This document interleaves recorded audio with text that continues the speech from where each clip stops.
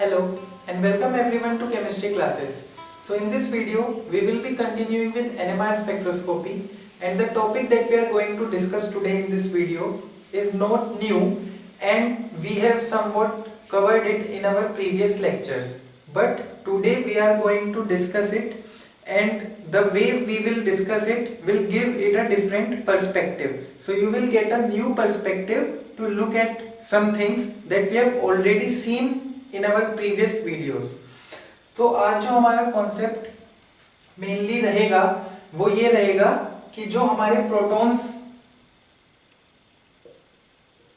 जिनके सिग्नल्स हमको 1H NMR spectra में मिलते हैं, और अभी तक जिन प्रोटॉन्स को हम बोलते आ रहे थे केमिकली इक्विवेलेंट या फिर नॉन इक्विवेलेंट, उन्हीं प्रोटॉन्स के लिए बेसिकली एक टर्मिनोलॉजी यूज की जाती है जब हम उन प्रोटॉन्स को केमिकली इक्विवेलेंट या फिर नॉन इक्विवेलेंट बोलते हैं। तो आज बेसिकली वही टर्मिनोलॉजी हम डिस्कस करने वाले हैं, और उसी टर्मिनोलॉजी से बेसिकली सिर्फ आपको एक नया पर्सपेक्टिव मिलेगा, क्योंकि जैसा कि आप देखेंगे हम वो चीजें ऑलरेडी देख ही चुके हैं। अब वो टर्मिनोलॉजी क्या है? हो भी सकता है कि आपने वो टर्मिनोलॉजी जनरली सुनी भी हो, बट आज हम उसी को ही देखने वाले हैं। तो वो टर्मिनोलॉजी है होमोटोपिक प्रोटॉन्स,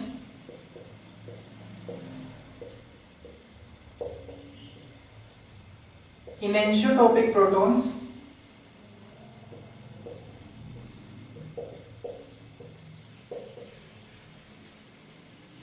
डायस्टीरियोटोपिक प्रोटॉन्स,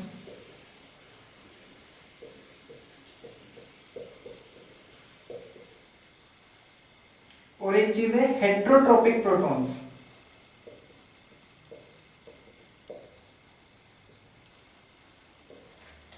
अब हम बात नए पर्सपेक्टिव की क्यों कर रहे हैं?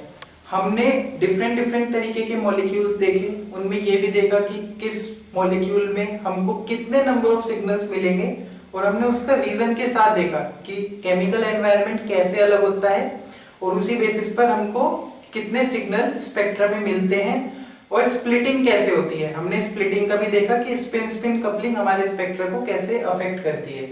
अब ये टर्मिनोलॉजी बेसिकली यूज तभी होती है जब हम स्टीरियो केमिस्ट्री को रोल में ले आते हैं, मतलब जब भी किसी मॉलिक्यूल में स्टीरियो केमिस्ट्री का हम कंसीडरेशन करने लगते हैं तो उस समय ये वाली टर्मिनोलॉजी यूज होती है। आप देख भी सकते हैं ये वर्ड इनएंशियोटोपिक, बेसिकली ये इनएंशियोमर्स से बना है।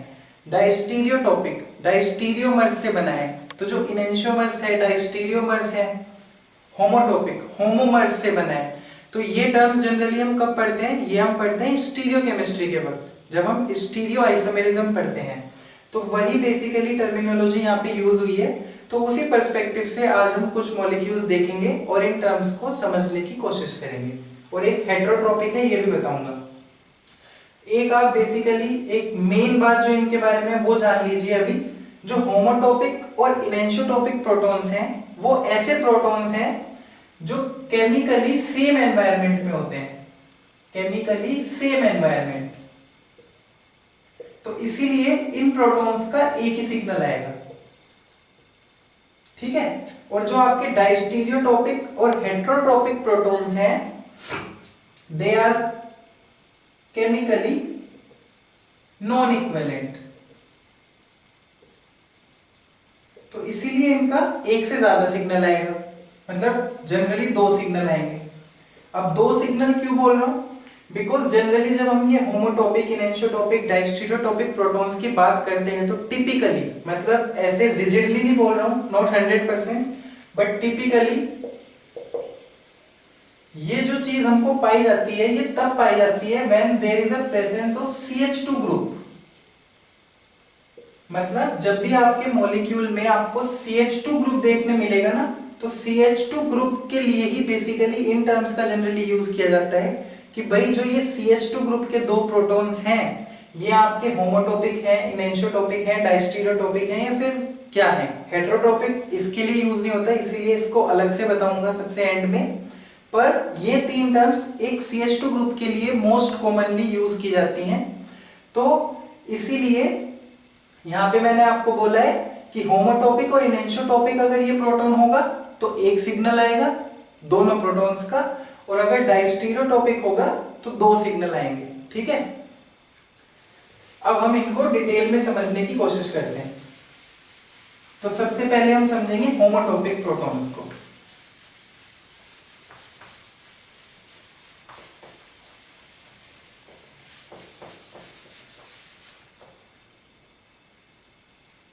अब जो आपके होमोटॉपिक प्रोटॉन्स हैं,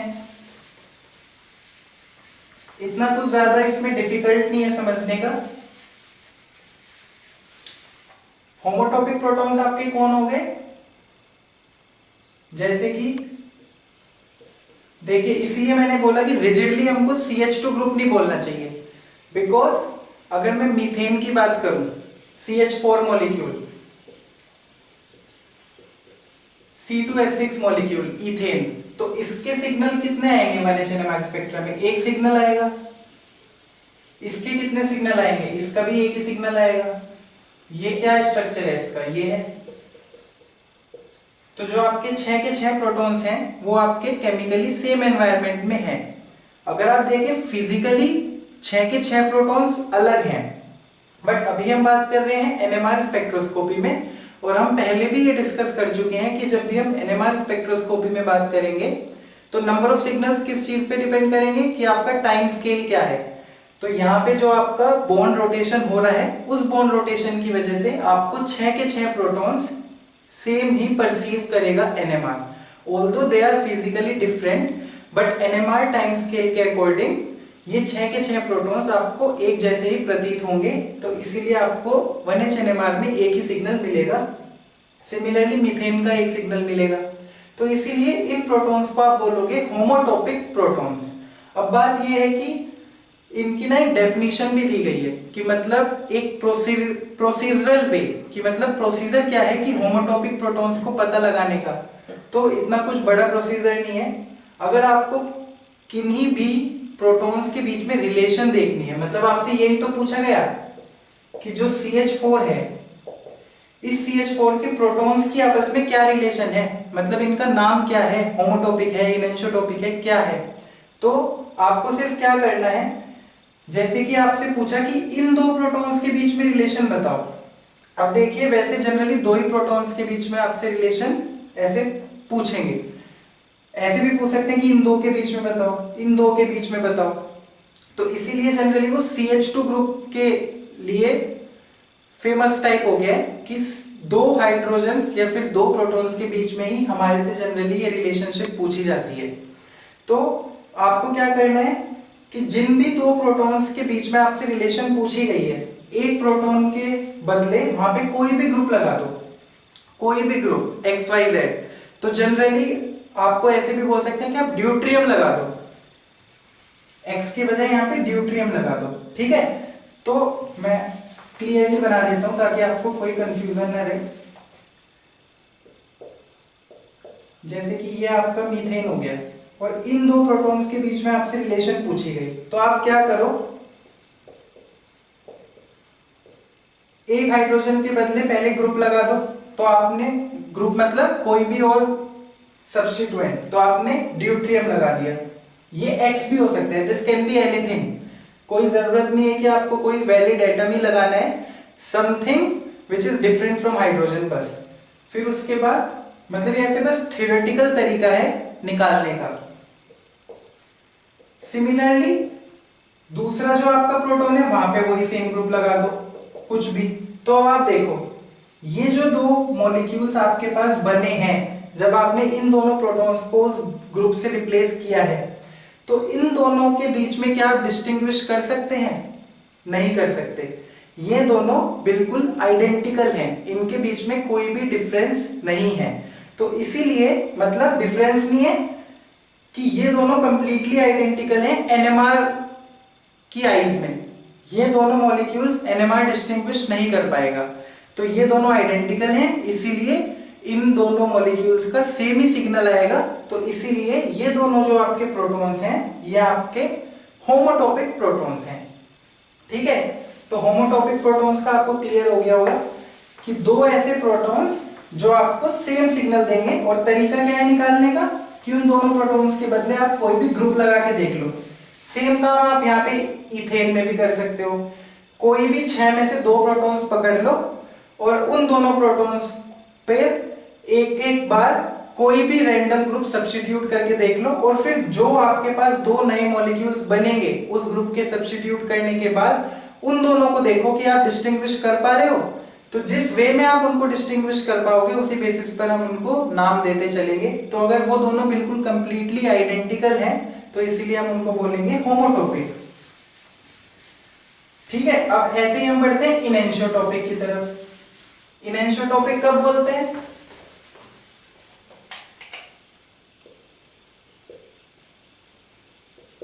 ठीक है, अब इनएंशियोटॉपिक में क्या होगा, देखिए नाम से ही पता चल रहा है कि कुछ ना कुछ इनएंशियोमर्स से रिलेटेड आएगा।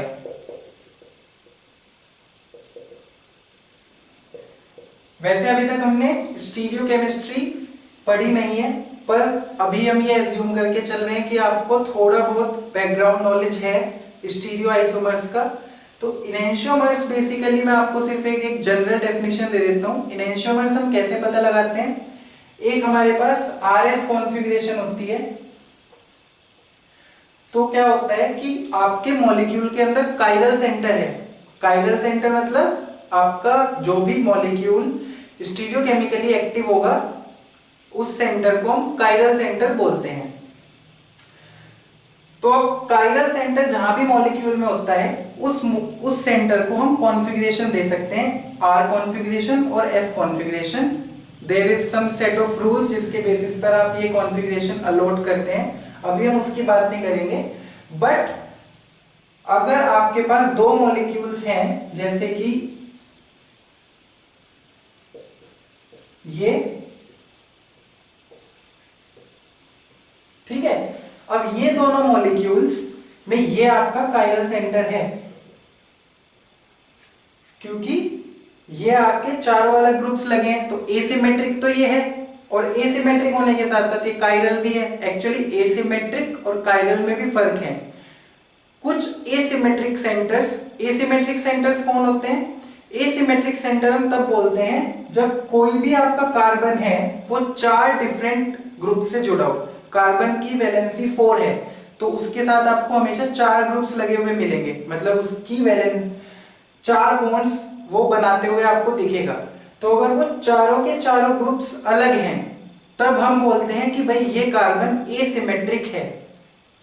लेकिन कई बार ऐसा होता है कि एसिमेट्रिक होने के बावजूद भी कोई भी कार्बन काइरल नहीं हो पाता, मतलब उस मॉलिक्यूल में ऐसा कुछ होता है कि एसिमेट्रिक होने के बावजूद भी काइरलिटी नहीं होती। इसीलिए कई लोग सोचते हैं कि एसिमेट्रिक होना और काइरल होना सेम ही बात है, but this is not always true.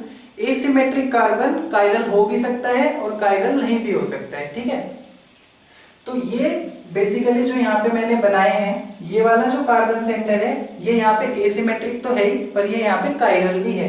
और जब आप इसमें RS कॉन्फ़िगरेशन देंगे, अभी मैं यहाँ पे बताऊंगा नहीं कि RS कॉन्फ़िगरेशन कैसे देंगे, बट बात ये है कि RS कॉन्फ़िगरेशन आप जब भी देंगे इसमें, तो अगर सपोज इसका R आया तो इसका S आएगा, या फिर इसका S आया तो इसका R आएगा। मतलब जो भी इसकी कॉन्फ़िगरेशन आएगी इसमें अपोजिट ही आएगी। तो जब भी आपके पास ऐसे मॉलिक्यूल्स प्रेजेंट होते हैं जिनमें आपकी काइरल सेंटर की कॉन्फ़िगरेशन चेंज हो गई, तो उन दोनों के बीच में जो रिलेशन होती है दैट इज इनएंशियोमर्स।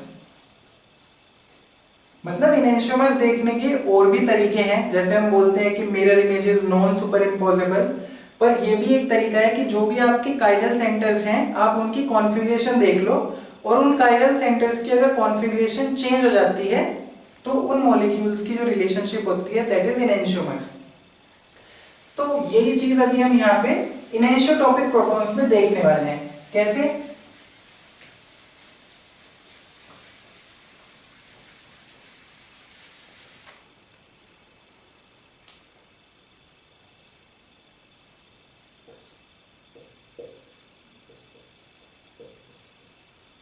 ठीक है, तो ये आपके पास क्या हो गया, दिस इज इथाइल क्लोराइड। अब यहाँ पे अगर आप देखेंगे ये जो हाइड्रोजन ये जो आपका CH2 ग्रुप है, इस CH2 ग्रुप में सेम प्रोसीजर है जो भी हमने लास्ट में होमोटॉपिक प्रोटॉन्स के लिए देखा। आप क्या करो, एक हाइड्रोजन को हटाओ, कोई ग्रुप लगाओ, ड्यूट्रियम लगा दिया, सिमिलरली दूसरे वाले को, तो आपने यहां पे ड्यूट्रियम लगा दिया। अब इसके अगर हम सिग्नल्स देखेंगे, मतलब सब, अब आप ये देखिए आपके पास जो ये दो नए मॉलिक्यूल्स यहाँ पे बन के आए हैं, इनके बीच में अब रिलेशन क्या है। अब आप देखिए ये जो मॉलिक्यूल पहले आपको ओरिजिनली दिया गया था विच इज इथाइल क्लोराइड, इसमें तो कोई कायरल सेंटर था नहीं, कोई भी कायरल सेंटर इसमें है नहीं।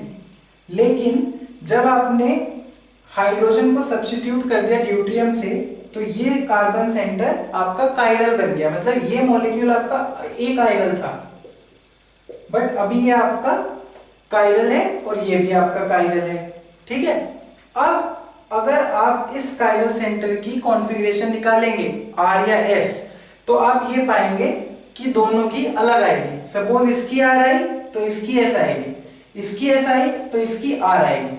तो इसका मतलब क्या हुआ कि इन दोनों के बीच में क्या रिलेशन है, that they are enantiomers, they are enantiomers. इसीलिए जो आपके ये दो प्रोटॉन्स हैं इनको हम बोलेंगे इनैंशियोटॉपिक प्रोटॉन्स, इनैंशियोटॉपिक प्रोटॉन्स। और ये हमने सबसे शुरू में ही बात करी कि जो आपके इनैंशियोटॉपिक प्रोटॉन्स हैं उनका भी आपका एक ही सिग्नल आएगा। NMR के अंदर इस मॉलिक्यूल का, मतलब इस CH2 ग्रुप का एक ही सिग्नल आएगा। ओवरऑल सिग्नल्स तो दो आएंगे, एक इस CH3 ग्रुप के प्रोटॉन्स के और एक इस CH2 के, पर ओवरऑल सिग्नल्स आपके यहाँ पे दो रहेंगे। ये इनैंशियोटॉपिक प्रोटॉन्स हैं, they both these two protons will give only one signal। अब आप एक चीज और देखिए, ये जो CH2 ग्रुप यहाँ पे आपका लगा हुआ है, ये ग्रुप मतलब ये एक ऐसा सेंटर है जिस सेंटर पे जैसे ही आपने एक एटम को, एक हाइड्रोजन को सब्स्टिट्यूट किया तो आपका मॉलिक्यूल एक कायरल से कायरल बन गया। तो जनरली ऐसे ग्रुप्स को प्रो कायरल ग्रुप भी बोला जाता है। ये सिर्फ मैं आपको सिर्फ एक्स्ट्रा नॉलेज के लिए बता रहा हूं कि ऐसा सेंटर जो सिर्फ आपका एक स्टेप अवे है कायरलिटी से, तो ऐसे ग्रुप को प्रो कायरल ग्रुप भी बोलते हैं। तो यहाँ का जो CH2 ग्रुप है, इस ग्रुप को हम प्रो कायरल ग्रुप भी बोल सकते हैं। जनरली जो इनैंशियोटॉपिक टर्म है ना, ये आपकी एटम्स के लिए भी यूज होती है, जैसे अभी हम यहाँ प्रोटॉन्स के लिए यूज कर रहे हैं, तो जनरली बेसिकली हम एटम्स के रेस्पेक्ट में यूज कर रहे हैं इनैंशियोटॉपिक एटम, इनैंशियोटॉपिक प्रोटॉन्स। जनरली जो इनैंशियोटॉपिक है वो कोई ग्रुप भी हो सकता है, एटम यहाँ पे है, और फेज भी होते हैं, वो बड़ा डिस्कशन है। पर होमोटॉपिक, इनैंशियोटॉपिक, डायस्टेरियोटॉपिक, दे कैन बी एटम्स और ग्रुप्स और फेजेस, तो वो अलग पॉइंट ऑफ डिस्कशन है। बट यहाँ पे आपको इनैंशियोटॉपिक प्रोटॉन्स का समझ में आया होगा। अच्छा, एक चीज और, जो इनैंशियोटॉपिक प्रोटॉन्स हैं, जनरली आपने ये देख लिया ना कि ये प्रोटॉन्स ऐसे प्रोटॉन्स हैं जो कायरल हो जाते हैं जैसे ही आपका एक सब्स्टिट्यूएंट आपने लगा के देखा। तो जनरली अगर आप NMR रिकॉर्ड करोगे कायरल सॉल्वेंट में, जनरली तो NMR में जो हम सॉल्वेंट यूज करते हैं वो कायरल नहीं होता, एक कायरल सॉल्वेंट ही हम यूज करते हैं। बट सपोज आपने NMR रिकॉर्ड किया किसी कायरल सॉल्वेंट में, या फिर आपकी NMR ट्यूब के अंदर कोई भी ऐसा चीज है जिसके अंदर कायरलिटी है, तब आपके इनैंशियोटॉपिक प्रोटॉन्स एक से ज्यादा सिग्नल दे सकते हैं। मतलब तब पॉसिबल है कि ये दोनों प्रोटॉन्स आपके दो सिग्नल देने लगे। मतलब कोई भी कायरल सेंटर अगर आपका प्रेजेंट है इनैंशियोटॉपिक प्रोटॉन्स की प्रेजेंस में, तो ये इनैंशियोटॉपिक प्रोटॉन्स आपके दो सिग्नल दे सकते हैं, अदरवाइज तो ये हमेशा एक ही सिग्नल देंगे।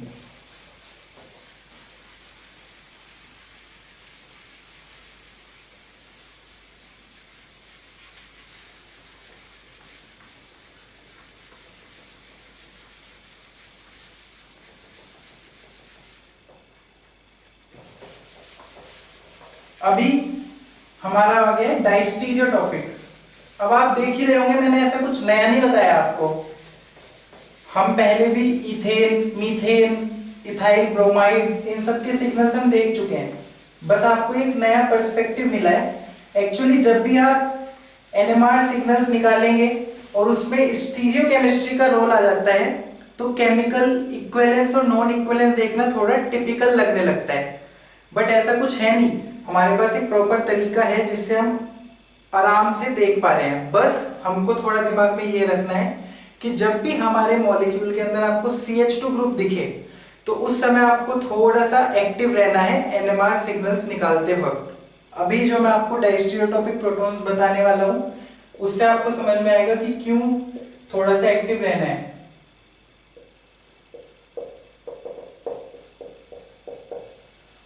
अब डायस्टीरियोटॉपिक प्रोटॉन्स, वही नाम से समझ में आ रहा है कि कुछ ना कुछ तो डायस्टीरियोमर्स का रोल आएगा, ठीक है।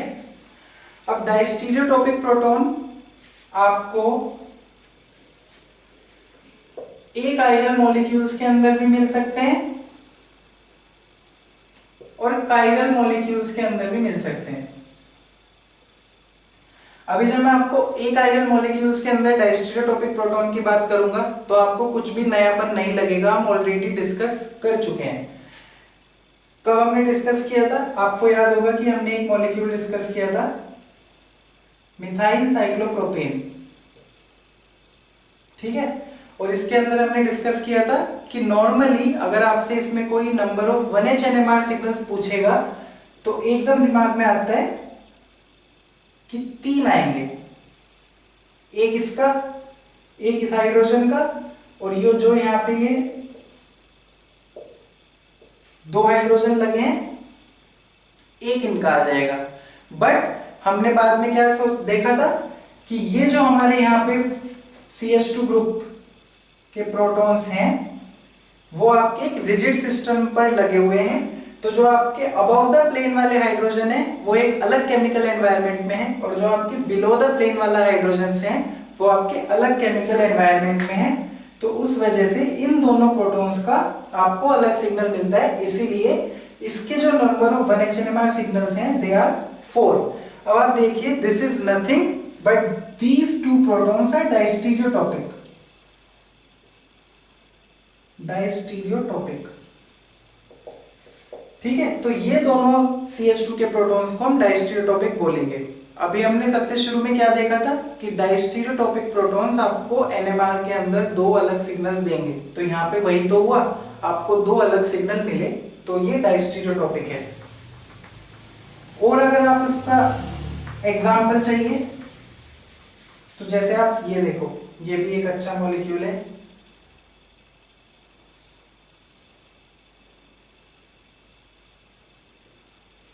ठीक है। ये क्या हुआ? Methyl cyclohexane. इसके number of 1H NMR signals कितने होंगे?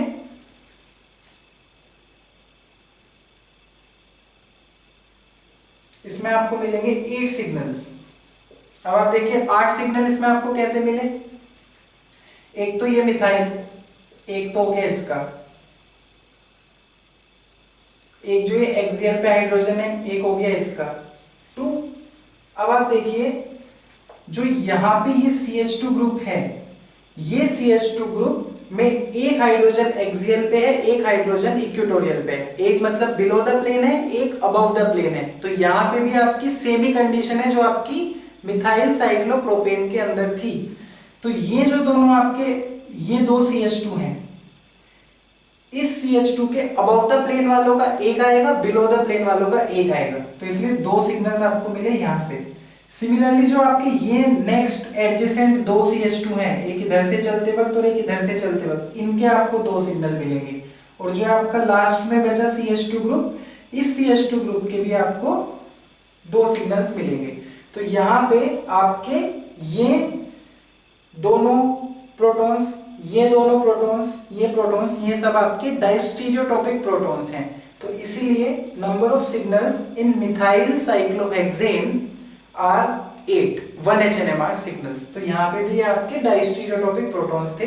तो अभी आप देखिए, हमने ऐसे मॉलिक्यूल्स की बात करी जो अकायरल मॉलिक्यूल्स हैं, they are not stereochemically active, मतलब ये प्लेन पोलराइज्ड लाइट की प्रेजेंस में बिहेव वैसे नहीं करेंगे जैसे एक्टिव मॉलिक्यूल्स करते हैं। ठीक है, मैं उस डिस्कशन में एक्चुअली जाना नहीं चाह रहा स्टीरियो आइसोमर्स वाले, बट आप ये समझ लीजिए कि डायस्टीरियोटॉपिक जो आपके प्रोटॉन्स हैं वो अकाइरल मॉलिक्यूल्स के अंदर भी होते हैं और काइरल मॉलिक्यूल्स के अंदर भी होते हैं। तो ये अभी मैंने आपके सामने जो मॉलिक्यूल्स लिखे थे ये आपके अकाइरल मॉलिक्यूल्स हैं, बट आपको वही तरीका समझ में आया होगा।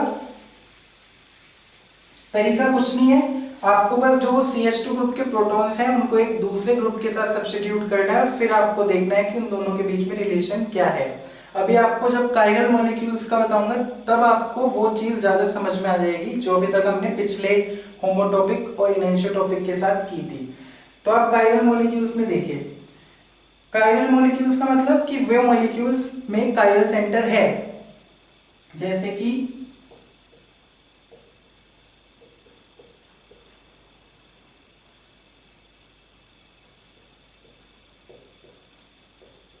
ठीक है, आपका ये मॉलिक्यूल हो गया। तो इस मॉलिक्यूल में अगर आप इस कार्बन की बात करेंगे तो ये आपका काइरल सेंटर है। ओके, अब आप देखिए यहाँ पे इन दोनों प्रोटॉन्स को आपको देखना है। एक्चुअली में ये CH2 ग्रुप है और इन दोनों प्रोटॉन्स को आपको देखना है कि ये दोनों प्रोटॉन्स आपस में कैसे हैं, मतलब इनका सिग्नल 1 आएगा या 2 आएगा। तो अब आप देखिए ये जो काइरल सेंटर है ये तो फिक्स है, मतलब इसकी कॉन्फ़िगरेशन तो फिक्स है। मैं अभी एज्यूम कर रहा हूं कि सपोज इसकी कॉन्फ़िगरेशन R है, फाइन। अब आप देखिए वही प्रोसीजर हमको फॉलो करना है जो अभी तक हमने पहले किया। एक में आप ऊपर वाले को ड्यूटेरियम कर दीजिए और एक में आप नीचे वाले को ड्यूटेरियम कर दीजिए, और यहाँ पे आपका ये काइरल सेंटर प्रेजेंट ही है जिसकी कॉन्फ़िगरेशन R थी। ठीक है, अब जब आप ऊपर वाले हाइड्रोजन को सपोज किसी एक ग्रुप से रिप्लेस कर रहे हैं जो कि हमने यहाँ ड्यूटेरियम से किया है, तो सपोज अब आप देखिए रिप्लेस करने के बाद ये भी एक काइरल सेंटर बन गया है, इसमें तो कोई डाउट नहीं है क्योंकि यहाँ पे CH3 है, ड्यूटेरियम है, हाइड्रोजन है और इधर एक पूरा अलग ग्रुप है। तो सपोज इसकी कॉन्फ़िगरेशन अभी यहाँ पे S बनी है, तो जब आप दूसरे प्लेन वाला हाइड्रोजन चेंज करेंगे तो इसकी जो कॉन्फ़िगरेशन आएगी वो आपकी RR आएगी। ठीक है, तो आप देखिए ये CH2 ग्रुप्स के जब दोनों प्रोटॉन्स को आपने रिप्लेस किया तो जो आपका रिजल्टिंग मॉलिक्यूल बना उसमें आपकी एक मॉलिक्यूल के अंदर कॉन्फ़िगरेशन है RS। R तो आपकी फिक्स ही है, ये तो आपकी चेंज नहीं हुई, तो इसमें आपकी कॉन्फ़िगरेशन है RS। और दूसरे वाले में जिसमें आपने नीचे वाला हाइड्रोजन को उस ग्रुप से रिप्लेस किया तो इसमें आपकी कॉन्फ़िगरेशन है RR। ठीक है, RS RR। तो इन दोनों के बीच में जो रिलेशंस है, जो ये दोनों आपके नए मॉलिक्यूल बने हैं इनके बीच में जो रिलेशन है वो है डायस्टीरियोमर्स की। ठीक है, डायस्टीरियोमर्स को देखने भी तरीके हैं, बट जैसे इनैनिसोमर्स में मैंने आपको बताया था कि जो आपकी काइरल सेंटर की कॉन्फ़िगरेशन है वो अगर रिवर्ट हो जाए, R से S हो जाए, S से R हो जाए, तो उनके बीच में जो रिलेशन होती है वो होती है इनैनिसोमर। अब आपको लगेगा कि भाई यहाँ पे भी तो चेंज हुई, बट सारी की सारी चेंज होनी चाहिए तब वो इनैनिसोमर्स होते हैं। मतलब जैसे यहाँ पे RS होता, पहली बात तो यहाँ पे है ही नहीं, पर सपोज यहाँ पे 2 काइरल सेंटर थे RS, तो दूसरे मॉलिक्यूल में वो SR हो जाने चाहिए, जो R था वो S बन जाना चाहिए और जो S था वो R बन जाना चाहिए। अगर ये दोनों R थे तो वो दोनों S बन जाने चाहिए, तो तब उनके बीच की रिलेशन इनैनिसोमर्स होती है। मतलब जितनी भी कॉन्फ़िगरेशन है सारी की सारी चेंज होनी चाहिए, तब उन दोनों मॉलिक्यूल्स के बीच की रिलेशन को इनैनिसोमर्स बोलते हैं। बट कोई भी एक, अगर 10 काइरल सेंटर थे, 9 चेंज हो गए, एक नहीं हुआ, तब भी डायस्टीरियोमर्स ही बोलेंगे। सारे के सारे 10 के 10 चेंज हो गए तब इनैनिसोमर्स बोलेंगे। तो आप यहाँ पे देखिए एक सेंटर जो फिक्स था वो R से R ही रहा, दूसरे वाला भले ही S से R हो गया, लेकिन एक फिक्स रहने की वजह से इन दोनों के बीच में जो रिलेशन है दैट इज डायस्टीरियोमर्स।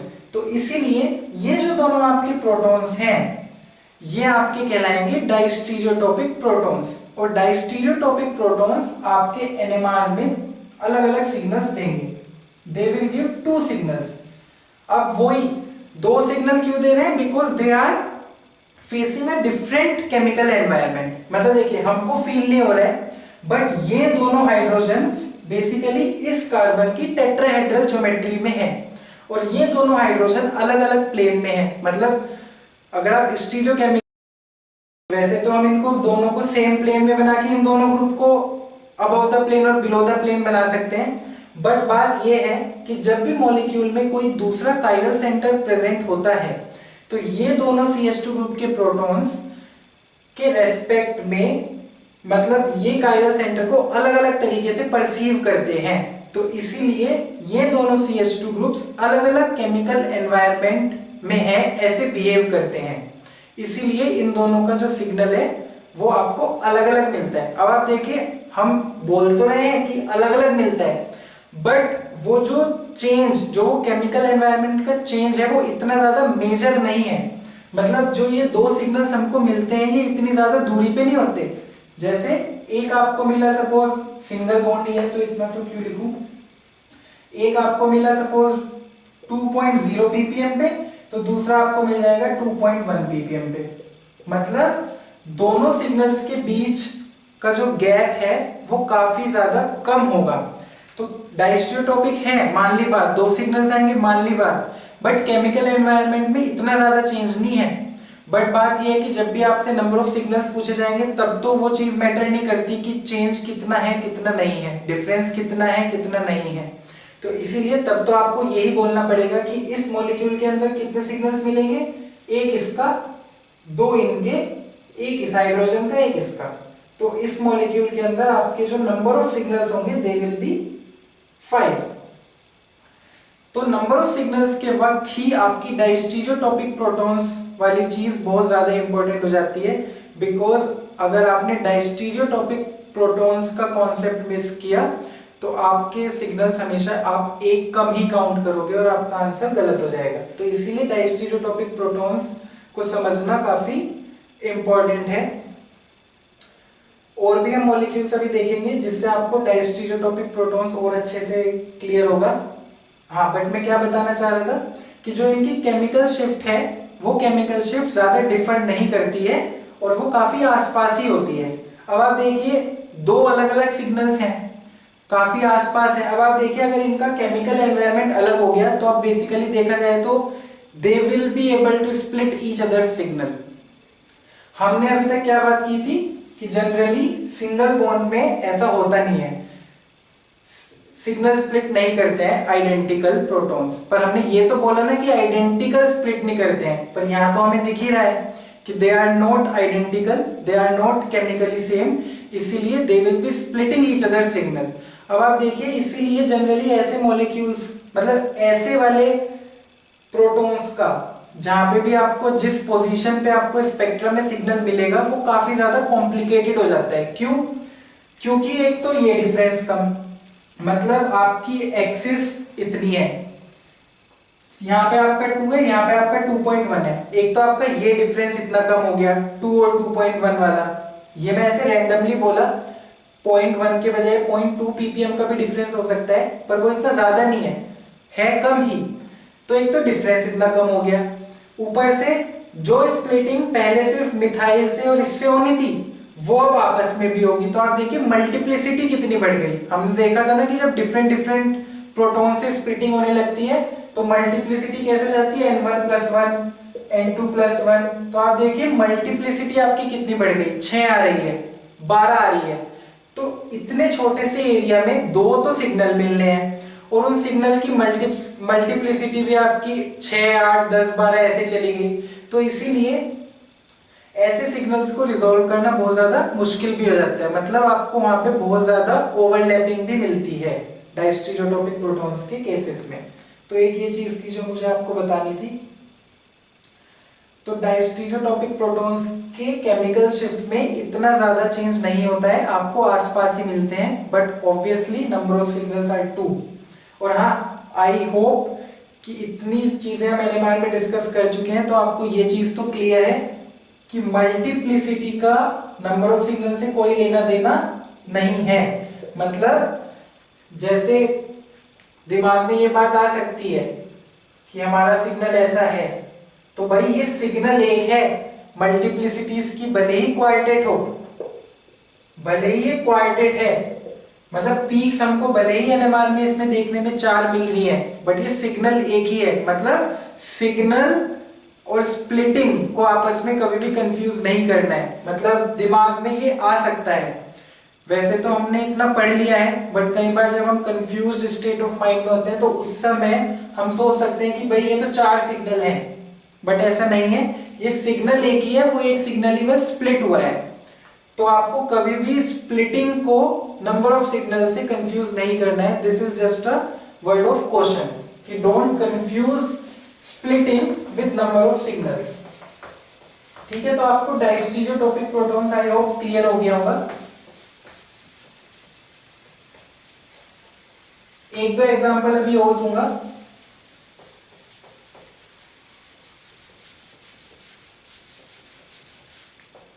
जैसे कि ये देख लीजिए,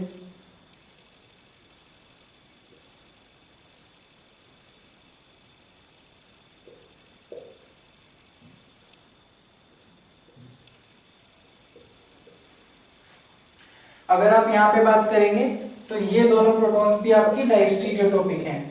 क्यों?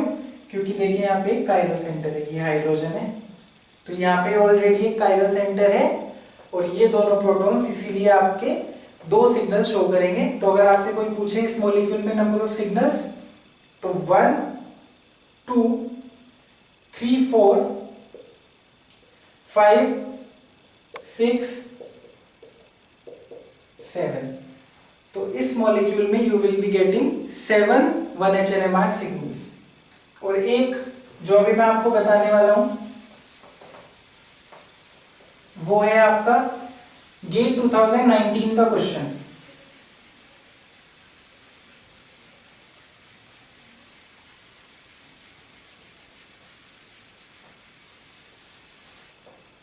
उसमें आपसे यही पूछा गया था, मॉलिक्यूल दिया था कि नंबर ऑफ 1HNMR सिग्नल्स कितने हैं।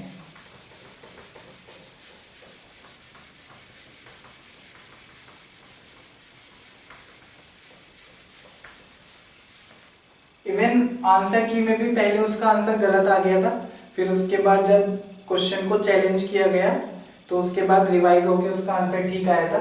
तो वो भी एक ऐसा ही मॉलिक्यूल था जिसके अंदर डायस्टीरियोटोपिक प्रोटॉन्स थे। वो मॉलिक्यूल क्या था आप ये देखिए,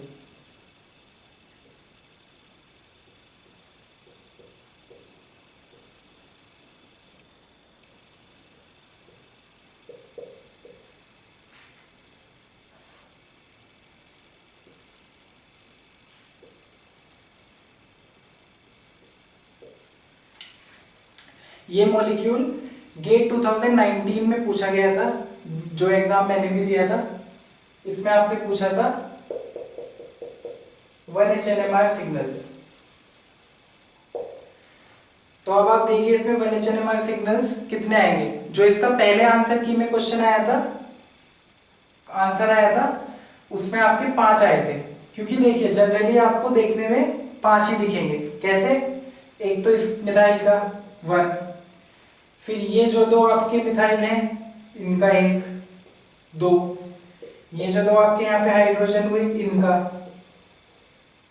3, फिर ये जो आपका यहाँ पे मिथाइल लगा है 4, और फिर यहाँ पे जो ये CH2 है इनका हमको लगेगा कि इन चारों प्रोटॉन्स का एक सिग्नल आएगा, तो 5। ठीक है, तो इसका जो मोस्ट प्रोबेबल रॉन्ग आंसर है वो आपका 5 है।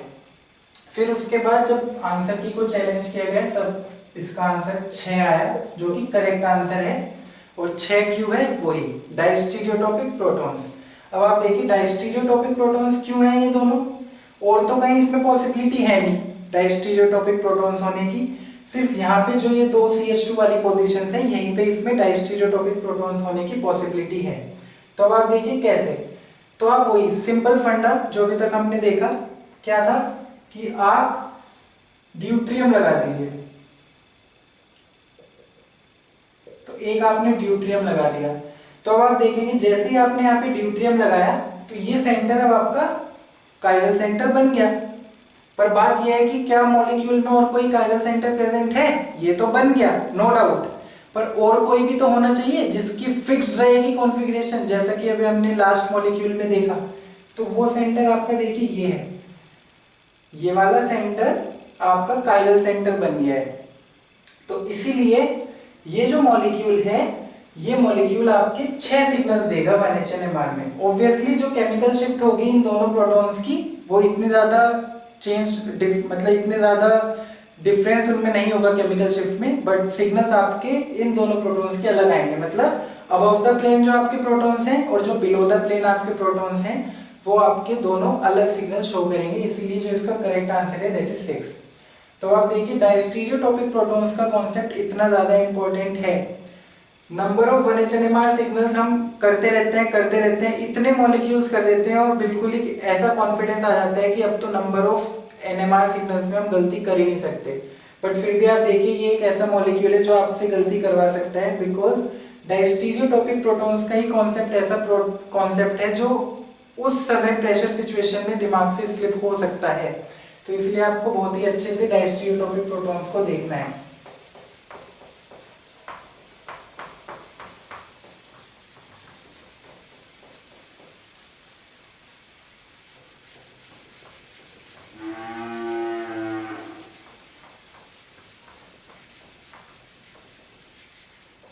ये देखिए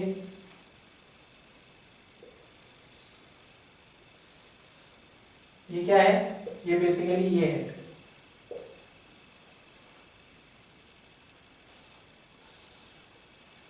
ये है।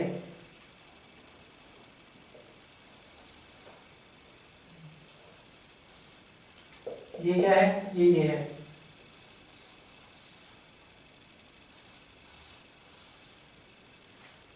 ठीक है, open book like structures basically इनको बोलते हैं। तो अगर आप इनमें आपसे पूछा जाए नंबर ऑफ 1HNMR सिग्नल्स, ये काफी फेमस मॉलिक्यूल्स हैं। जनरली इन्हीं में आपको वेरिएशन करके अलग अलग सब्स्टिट्यूएंट लगा के आपसे हमेशा पूछा जाएगा कि 1HNMR सिग्नल्स कितने मिलेंगे या फिर 13CNMR सिग्नल्स कितने मिलेंगे।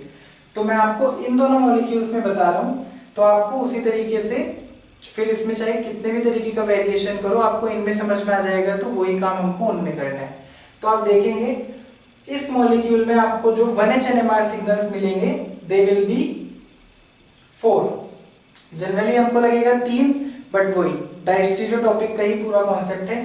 यहाँ पे आपको 4 मिलेंगे, बिकॉज यहाँ पे आपके जो है अबव और बिलो द प्लेन वाले हाइड्रोजन्स हैं वो आपके अलग हैं।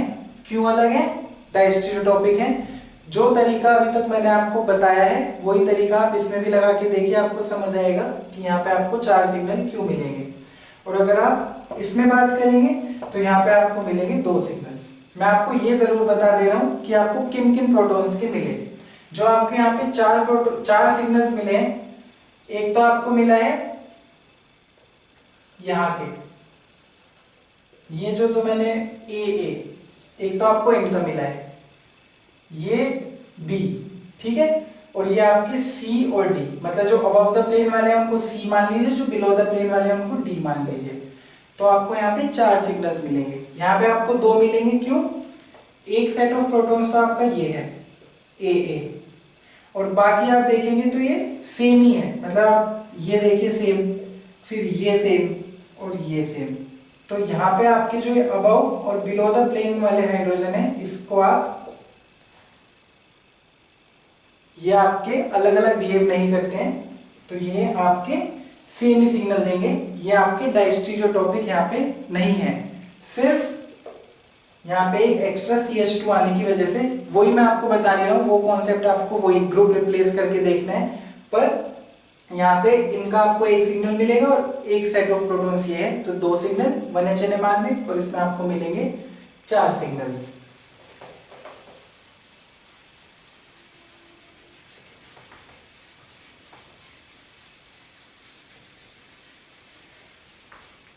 एक दो चीजें मैं आपको और बताना चाहूंगा, फिर उसके बाद बाकी जो डिस्कशन है वही मैं आपको लास्ट वीडियो में भी बोला था कि मेनली हम कवर कर ही चुके हैं। अब तो बस ये है कि हमको डिफरेंट सिचुएशन में जो चीजें अभी हमने पढ़ ली हैं उनको अप्लाई करके देखना है। मतलब अभी अप्लाइड एनएमआर बेसिकली हमारा बचा है, जिसमें एक्चुअल इंटरप्रिटेशन हम करेंगे, डेटा को समझेंगे। और क्या देखिए आप, हाँ एक जो चीज रहेगी हेट्रोटॉपिक प्रोटॉन्स।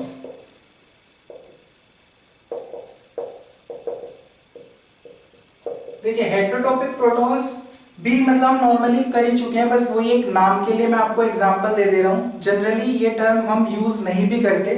आप देखिए जैसे आपका ये मॉलिक्यूल है क्लोरोबेंजीन, और आपसे पूछे कि ये मेटा और पैरा पे जो आपके हाइड्रोजन लगे हैं, इन दोनों प्रोटॉन्स के बीच में क्या रिलेशन है?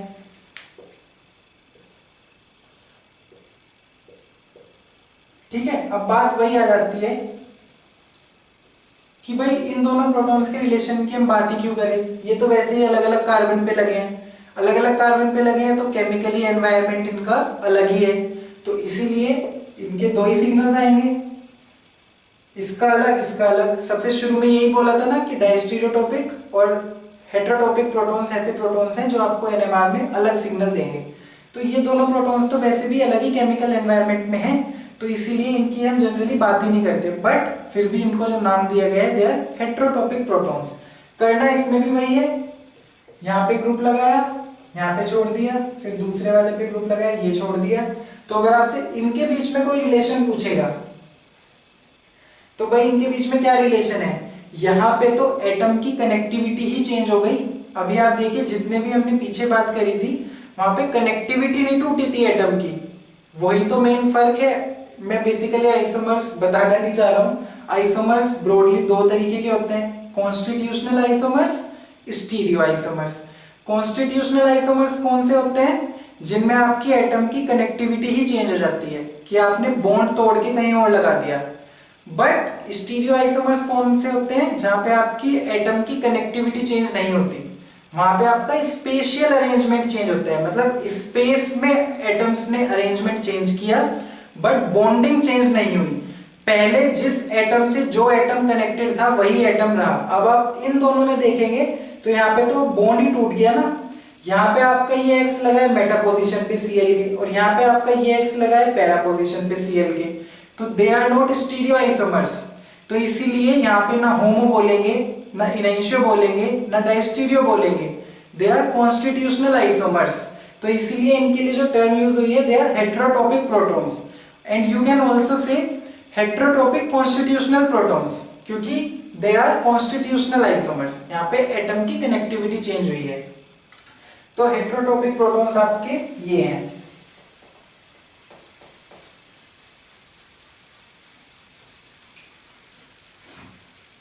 एक चीज जो मैं आपको लास्ट बताना चाहूंगा इस वीडियो को एंड करते हुए, वो जनरली मैं भी उसको फॉलो नहीं करता। देखिए जो अभी हमने बात की ना, होमोटॉपिक, डायस्टीरियोटॉपिक, इनैंशियोटॉपिक, मैंने आपको बोला कि जब भी हम एनएमआर में स्टीरियोकेमिस्ट्री को इंट्रोड्यूस करते हैं तो कई लोग कंफ्यूजन में आ जाते हैं कि अरे ये तो बहुत टिपिकल हो गया, कैसे हम बताएंगे कि कौन सा होमो, कौन सा इनैंशियो, कौन सा डायस्टीरियो। तो इसीलिए अलग अलग केमिस्ट अपना अपना तरीका यूज करते हैं। जो मैंने आपको ये बताया कि आप एटम को, जो आप जिन दो प्रोटॉन्स के बीच में आप रिलेशन चेक करना चाह रहे हो, तो आप उन दोनों को एक एक बार किसी ग्रुप से रिप्लेस करके देख लो। वो ऐसे कोई स्टैंडर्ड तरीका तो है नहीं, बस एक प्रोसीजर है जो डेवलप कर रखा है और जिससे हमको हमारा जवाब मिल भी जाता है। जनरली मैं यही वाला फॉलो करता हूँ और मैंने यही वाला आपको बताया भी, और ये वाला आपको मिलेगा भी। मतलब ऐसा नहीं है कि मैंने खुद डिजाइन कर रखा है, आप कहीं भी ढूंढोगे ऐसे प्रोटॉन्स के बारे में तो आपको ये तरीका मिलेगा ही। पर एक और तरीका है जिसे आप ज्यादा स्टैंडर्ड तरीका भी बोल सकते हैं, और कुछ केमिस्ट वो तरीका भी फॉलो करते हैं और वो भी कारगर है, वो भी काम करता है। उसमें हम क्या करते हैं, उसमें हम बेसिकली सिमेट्री एलिमेंट्स का यूज करते हैं। अभी आप देखिए सिमेट्री भी हमने डिस्कस नहीं किया है, तो इसीलिए मैं इसमें भी आपको इतना ज्यादा नहीं बताना चाहूंगा। सिमेट्री एलिमेंट्स कौन से होते हैं? सिमेट्री एलिमेंट्स आर बेसिकली जो ऑपरेशन आप अप्लाई करते हो ना, जैसे अगर आपने रोटेशन का ऑपरेशन लगाया है तो रोटेशन का जो सिमेट्री ऑपरेशन है उसका जो सिमेट्री एलिमेंट है उसको हम जनरली ऐसे C1, C2 या फिर Cn बोलते हैं। जहां पे जो आपका n है that is n fold rotation axis. तो एक्चुअली सिमेट्री ऑपरेशन एक अलग टर्म है, सिमेट्री एलिमेंट एक अलग टर्म है। सिमेट्री ऑपरेशन आपका हो गया कि ऑपरेशन क्या किया, कि भाई रोटेशन का ऑपरेशन किया, और उसके करेस्पॉन्डिंग सिमेट्री एलिमेंट क्या है, Cn। ठीक है, तो सिमेट्री एलिमेंट्स का यूज करके भी हम होमो, डायस्टीरियो, इनएंशियोटॉपिक प्रोटॉन्स का पता लगाते हैं। तो वो तरीका अगर आपको अच्छा लगता है तो आप वो फॉलो कर सकते हैं। तो उसका मैं आपको बस एक चार्ट बता देता हूं, सिमेट्री एलिमेंट्स का कैसे यूज करते हैं, फिर अगर आपको वो अच्छा लगता है तो आप वो यूज कर सकते हैं। आप क्या देखो, पहले आप देखो कि जिस मॉलिक्यूल में आप देख रहे हो उसमें कोई एक्सिस ऑफ रोटेशन है, मतलब वही जो उसका सिमेट्री ऑपरेशन है एक्सिस है। अच्छा, एक चीज आप ये क्लियर कर लीजिए, जो मैं अभी आपको यहाँ पे सिमेट्री एलिमेंट लिखने वाला हूं ना, जैसे एक्सिस का या फिर प्लेन का, तो ये जो सिमेट्री एलिमेंट्स हैं, ये सिमेट्री एलिमेंट्स हम मॉलिक्यूल के अंदर के सिमेट्री एलिमेंट्स की बात नहीं कर रहे, हम क्या बात कर रहे हैं, मैं आपको एग्जांपल दे देता हूं, जैसे H3CCH2CH3 जैसे ये है, यहां पे मैंने ये आपको प्रोपेन लिखा है, N प्रोपेन। फिर उसके बाद इन दोनों प्रोटॉन्स में सपोज रिलेशन पूछी, क्योंकि ये इसमें यहाँ पे CH2 ग्रुप है, कि भाई ये क्या है, होमो, डायस्टीरियो, इनएंशियो। तो एक्चुअली हमें इस सेंटर पर देखना है कि एक्सिस ऑफ रोटेशन है या नहीं है, प्लेन ऑफ सिमेट्री है या नहीं है। मतलब आप ये मत देखने लग जाइए कि पूरे मॉलिक्यूल के अंदर एक्सिस ऑफ रोटेशन कौन सा है, पूरे मॉलिक्यूल के अंदर प्लेन ऑफ सिमेट्री कौन सी है, नहीं। हमको जो हमारा सेंटर है, जिस ग्रुप पर हमको चेक करना है कि भाई ये प्रोटॉन्स आपस में क्या रिलेशन प्रोसेस करते हैं, उस सेंटर के रेस्पेक्ट में, मतलब ये जो आपका सेंटर है, ये कार्बन सेंटर, इस सेंटर के रेस्पेक्ट में आपको ये ऑपरेशंस लगा के देखने हैं। ये नहीं कि आप पूरे मॉलिक्यूल के अंदर कोई C5 C6 देख रहे हैं, नहीं, सिर्फ ये जो पर्टिकुलर सेंटर है, इस प्रोटॉन के सेंटर पर आपको एक्सिस या फिर प्लेन लगा के देखना है। प्लेन ऐसे भी हो सकता है, प्लेन ऑफ द पेपर में भी हो सकता है, कैसे भी हो सकता है। तो एक्सिस देखो, तो ये तरीका पर्सनली मुझको ज्यादा कॉम्प्लिकेटेड लगता है, बिकॉज हम यही सब कंफ्यूजन में आ जाते हैं कि मॉलिक्यूल में एक्सिस कहाँ घुमाएं, मॉलिक्यूल में प्लेन कहाँ लगाएं। तो इसीलिए जनरली ये प्रोसीजर मैं पर्सनली फॉलो नहीं करता, बट सबकी अपनी अपनी ईज है। आप जो भी मॉलिक्यूल्स मैंने आपको अभी बताया, आप उन मॉलिक्यूल्स के अंदर लगा के देख सकते हैं। और जैसे कि मैं आपको और मॉलिक्यूल्स बता देता हूं, ये है, इस मॉलिक्यूल में लगा के देखो,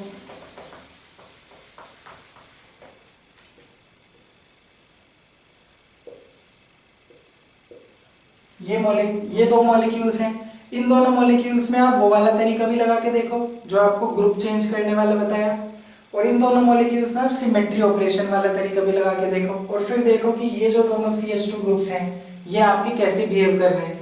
यही सेम तरीका जो शुरू में मॉलिक्यूल बताया ना, मिथाइल साइक्लोहेक्सेन, इसमें लगा के देखो। जो तरीका ग्रुप चेंज वाला था वो तो बताया ही, आप सिमेट्री एलिमेंट्स वाला तरीका लगा के देखो, और फिर देखो कि आपके जो प्रोटॉन्स हैं ये इनकी रिलेशन क्या आती है। So that is all about homotopic, anisotropic, diastereotopic and heterotopic protons. So in our next videos we will more thoroughly cover applications of NMR in interpretation. So thank you so much for watching this video.